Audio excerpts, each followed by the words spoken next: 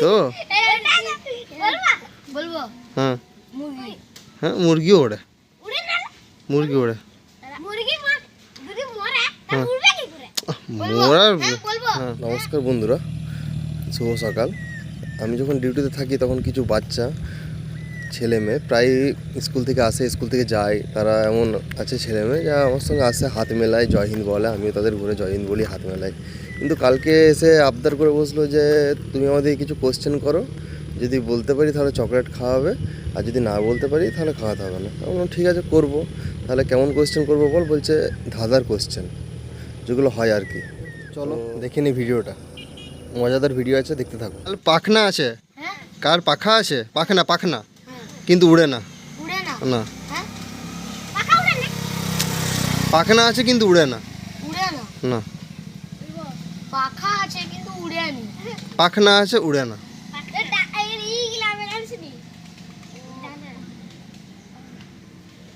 এখানে আছে এখানে না এখানে না। হাঁস হ্যাঁ হাঁস তো উড়ে, উড়ে না একটু উড়ে, তো একটু দৌড়ায় নিয়ে যে উড়িয়ে দেবে। উড়ে তো বলবো হ্যাঁ মুরগি হ্যাঁ মুরগিও ওড়ে, উড়ে না মুরগি ওড়ে। মুরগি যদি মরে তা হ্যাঁ। উড়বে কি করে?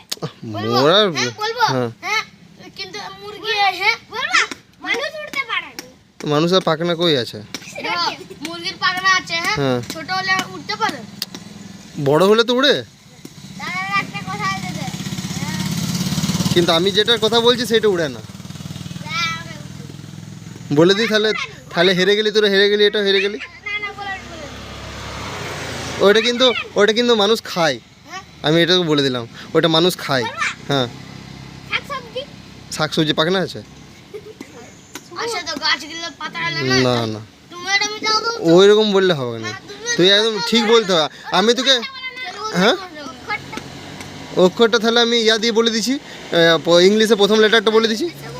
না তাহলে তো বুঝে যাবি। ইংলিশে বুঝতে পারি বলি তুমি বলো বাংলায় বলো বাংলাতে তো ওই একটি, না বলবে তো ওই একটাই আছে, এই একটাই লেটার। গাড়ি না হ্যাঁ এই একটি অক্ষর আছে তো, বল। এটা বলে একটা ঠিক আছে আমি এটা বলে দিচ্ছি আনসার, পরেরটা তোরা বলবি। মাছ, মাছের পাখনা আছে কিন্তু উঠতে পারে না। আমি তো বললাম তোরা প্রত্যেকদিন খাস। ঠিক আছে এবার পরে কোশ্চেন, ঠিক আছে।